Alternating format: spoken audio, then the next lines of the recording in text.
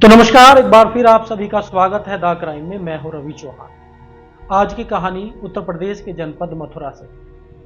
आज से करीब 4 साल पहले यमुना एक्सप्रेसवे पर सड़क किनारे लगे फेंसिंग के तारों में खून से लथपथ 3 शव उलझे हुए थे। मरने वालों में एक महिला और 2 मासूम बच्चे। उनके जिस्म पर चोटों के निशान, जो चीख चीख कर कह रहे थे कि ये कोई हादसा नहीं बल्कि हत्याएं हैं। सबसे चौंकाने वाली बात यह थी कि तीनों शवों को कई किलोमीटर के फासले से फेंका गया था। ये कातिल की एक शातिर चाल थी।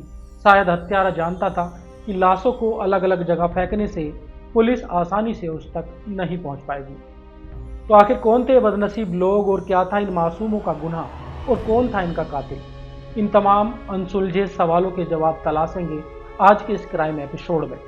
तो अंत तक बने रहिए हमारे साथ। और हाँ, अगर अभी तक आपने द क्राइम को सब्सक्राइब नहीं किया है तो अभी कर लीजिए, क्योंकि यहाँ हम आपके लिए क्राइम जगत की ऐसी सच्ची और खौफनाक दास्तान लेकर आते हैं जिन्हें सुनने के बाद आप अपने आसपास के अनजाने खतरों को आसानी से भांप सकते हैं और खुद भी सतर्क हो सकते हैं। तो चलिए शुरू करते हैं। कहानी की शुरुआत होती है 2 नवंबर 2021 से। दिन मंगलवार, धनतेरस का त्योहार। देश में दीपावली की तैयारियां जोरों पर थी, लेकिन दिन निकलते ही यमुना एक्सप्रेसवे पर एक भयानक मंजर ने लोगों को झकझोर कर रख दिया। यहां सुरीर थाना क्षेत्र में एक 8 साल के मासूम बच्चे का शव यमुना एक्सप्रेसवे पर सड़क किनारे लगे कटीले तारों में उलझा हुआ था। शव की हालत देखकर लोगों के होश उड़ गए तो पुलिस को सूचना दी गई। पुलिस तुरंत मौके पर पहुंची और उस शव की जांच पड़ताल में जुट गई। पुलिस अभी उस पहले शव की गुत्थी सुलझाने की कोशिश कर ही रही थी कि तभी एक और खबर मिली। उसी एक्सप्रेसवे पर करीब 4 किलोमीटर आगे नौझील थाना क्षेत्र में एक 10 साल के दूसरे बच्चे का शव पड़ा हुआ था। 2 मासूम बच्चों की लाशें, और वो भी अलग अलग जगहों पर। इस घटना ने पुलिस के माथे पर चिंता की लकीरें खींच दी। दोनों शवों को कब्जे में ले लिया गया और फिर उनकी शिनाख्त की कोशिश शुरू की गई, लेकिन कई घंटे बीत जाने के बाद भी पुलिस को कोई कामयाबी हाथ नहीं लगी। शुरुआती जांच में ये साफ लग रहा था कि दोनों बच्चों की बेरहमी से हत्या करने के बाद चलती गाड़ी से शवों को यहां फेंका गया है। पुलिस इसी आशंका के चलते अपनी तफ्तीश को आगे बढ़ा रही थी, लेकिन अभी 2 दिन ही बीते थे कि पुलिस को एक और शव मिलने की खबर ने हिला दिया।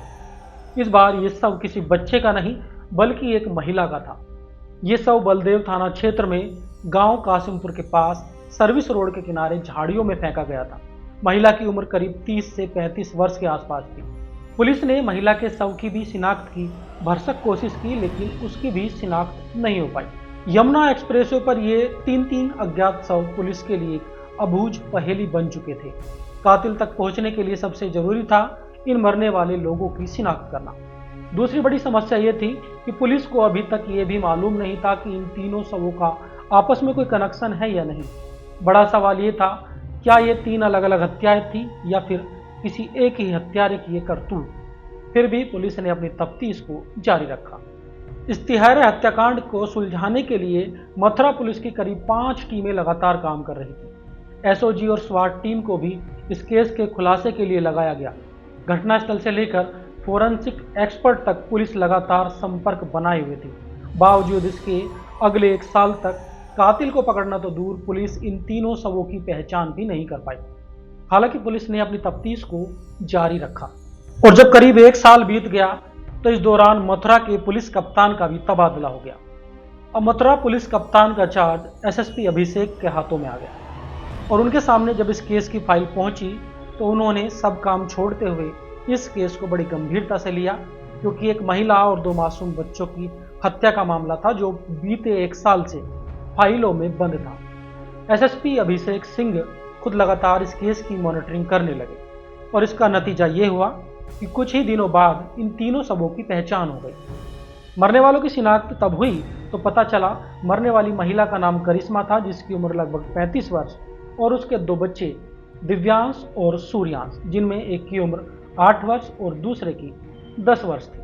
अब पहचान होने के बाद हाईवे पर मिले इन तीनों शवों का आपस में क्या कनेक्शन था, ये भी लगभग साफ हो चुका था। ये भी साफ हो चुका था कि हत्यारे ने एक ही समय पर बड़ी बेरहमी से इन तीनों लोगों की हत्याएं की थी।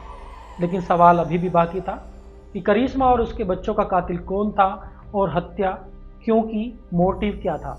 ये पुलिस के लिए एक बड़ी चुनौती था। करिश्मा और उसके बेटे दिव्यांश और सूर्यांश की शिनाख्त के बाद कातिल तक पहुंचना पुलिस के लिए सबसे बड़ी चुनौती बना हुआ था, लेकिन पुलिस लगातार अपने प्रयास में जुटी हुई थी और आखिरकार पुलिस की फिर मेहनत कुछ दिन बाद रंग लाई। दरअसल हुआ ये कि पुलिस उस महिला के परिवार तक जहां पहुंची, महिला के परिवार से जब पुलिस ने बात की तो फिर एक नाम सामने आया, वो था यशपाल। यशपाल दरअसल एक ट्रक चालक था जो इस करिश्मा का तीसरा पति था। नाम सामने आते ही पुलिस ने सबसे पहले यशपाल की तलाश तेज कर दी, लेकिन यशपाल तो नहीं मिला। उसका दोस्त अजयपाल पुलिस के हत्थे चढ़ गया और फिर इसके अगले दिन यशपाल को भी पुलिस ने गिरफ्तार कर लिया। और फिर जब इन दोनों से पूछताछ की गई तो फिर एक ऐसी कहानी सामने आई जिसे सुनकर हर कोई हैरान रह गया। कहानी ये थी कि मृतका करिश्मा फिरोजाबाद की रहने वाली थी और लगभग 12 साल पहले उसकी पहली शादी हुई थी, जिससे उसे एक बेटा हुआ। लेकिन शादी के करीब 1.5 साल बाद ही उसके पहले पति की किसी कारण से मौत हो गई और फिर इसके बाद करिश्मा के घर वालों ने छोटे देवर उपेंद्र से करिश्मा की शादी करा दी, जिससे उसे एक और बच्चा हुआ। मगर रिश्ता ये भी लंबा नहीं चला और कुछ समय बाद करिश्मा अपने देवर से भी अलग हो गई। अब इन्हीं मुश्किल भरे दिनों में करिश्मा की जिंदगी में एक और शख्स की एंट्री होती है और इस शख्स का नाम था यशपाल। यशपाल एक ट्रक चालक था। जब करिश्मा के परिवार वालों को यशपाल से संबंधों की भनक लगी तो उन्होंने करिश्मा को समझाने की कोशिश की, लेकिन करिश्मा नहीं मानी। अगर जब करिश्मा नहीं मानी तो करिश्मा के घर वालों ने उससे संबंध तोड़ लिए, यानी कि घर वाले इस बात के लिए तैयार नहीं थे कि करिश्मा किसी ट्रक वाले के साथ संबंध बनाए। इस बीच करिश्मा ने किसी की परवाह किए बिना ट्रक चालक यशपाल से साल 2019 में तीसरी शादी कर ली। यशपाल दिल्ली में रहकर ट्रक चलाता था, लेकिन यशपाल को करिश्मा के दोनों बच्चों से दिक्कत थी। वो करिश्मा का तो अपनाने के लिए तैयार था, लेकिन उसके दोनों बच्चों को नहीं। बच्चों को लेकर अब अक्सर इन पति पत्नी के बीच झगड़ा होने लगा और इसे देखते हुए साल 2020-21 के बीच करिश्मा अपने इन दोनों बच्चों को अपने देवर यानी अपने दूसरे पति उपेंद्र के पास फिरोजाबाद में छोड़ करके आ गई। लेकिन कुछ दिन साथ रखने के बाद उपेंद्र ने भी इन दोनों बच्चों को अपने पास रखने से इनकार कर दिया। उसने कहा कि अब तुम्हारी तीसरी शादी हो चुकी है तो अब तुम अपने इन दोनों बच्चों को भी अपने पास ही रखो। अब मजबूरी में करिश्मा क्या करती? करिश्मा ने क्या किया, 2021 के सितंबर माह में करिश्मा फिर से अपने इन दोनों बच्चों को लेकर के यशपाल के पास चली गई। बस यही बात यशपाल को नागवार गुजरी। वो लगातार इस बात का विरोध कर रहा था कि बच्चे मेरे पास क्यों रहेंगे, क्योंकि मैं इनका पिता नहीं हूँ। आप इन बच्चों को इनके पिता के पास ही छोड़ करके आओ। अब बच्चों को लेकर फिर से करिश्मा और यशपाल के बीच झगड़ा होने लगा और इसी वजह से जो यशपाल अब तक बच्चों को नापसंद करता था, फिर वो करिश्मा से भी नफरत करने लगा। और अगले कुछ दिनों बाद ये नफरत इतनी बढ़ गई कि यशपाल ने अपने दोस्त के साथ मिलकर करिश्मा और उसके दोनों मासूम बच्चों को खत्म करने की एक भयानक योजना बना डाली। और इसी योजना के मुताबिक 1 नवंबर को यशपाल ने करिश्मा को बताया कि उन्हें धनतेरस और दीपावली का त्यौहार इस बार फिरोजाबाद में ही मनाना है और इसलिए वो 1 नवंबर की शाम को दिल्ली से फिरोजाबाद के लिए निकलेंगे। यशपाल ने अपने दोस्त, जिसमें एक का नाम था अजयपाल और दूसरे का था रवि की स्कॉर्पियो इन्होंने बुक की और फिर करिश्मा और दोनों बच्चों के साथ उस स्कॉर्पियो गाड़ी में बैठकर दिल्ली से फिरोजाबाद के लिए ये लोग निकल पड़े 1 नवंबर की शाम को। यहाँ हरियाणा के बचगांव से इनका एक चौथा साथी जिसका नाम अरविंद था, वो भी उस गाड़ी में सवार हो गया और फिर ये लोग गाड़ी में बैठकर फिरोजाबाद के लिए निकल गए। गाड़ी जब यमुना एक्सप्रेसवे पर चढ़ी तब इन लोगों ने एक जगह गाड़ी रोकी और फिर रोक करके गाड़ी को इन चारों लोगों ने शराब पी। उस समय भी करिश्मा और दोनों छोटे बच्चे गाड़ी में मौजूद थे। शराब पीने के बाद फिर इन लोगों ने गाड़ी स्टार्ट की और फिर गाड़ी जब यमुना एक्सप्रेसवे पर दोबारा चढ़ी तो प्लान के मुताबिक इन चारों लोगों ने करिश्मा और उसके दोनों बच्चों की गला दबाकर हत्या कर दी। अब हत्या से पहले बच्चे और करिश्मा खुद को बचाने के लिए काफ़ी संघर्ष किया इन लोगों ने। गाड़ी में ही इस चीज़ के सबूत थे और इन लोगों के साथ फिर इन चारों लोगों ने मारपीट भी की।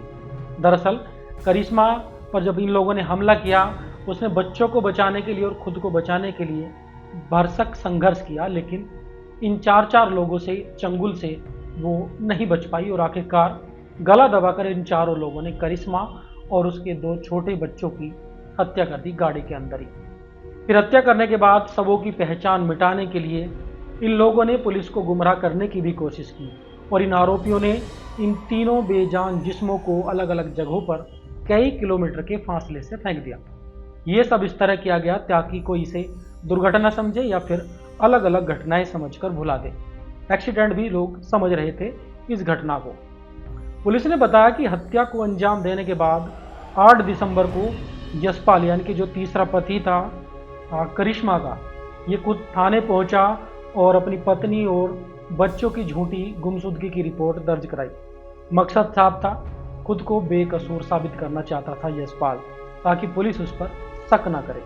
लेकिन मथुरा पुलिस की टीमें लगातार इस केस की खुलासे में जुटी रही और आखिरकार यशपाल के झूठ का पर्दाफाश हो गया।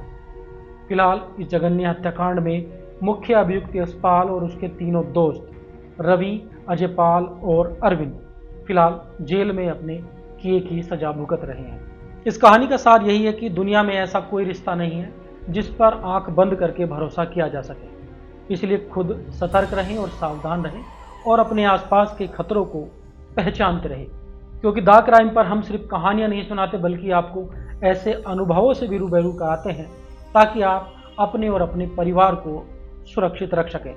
ये कहानी आपको कैसी लगी कमेंट बॉक्स में जरूर बताएं और चैनल को सब्सक्राइब करना ना भूलें। तो फिर मिलते हैं किसी और नई कहानी के साथ, तब तक के लिए नमस्कार।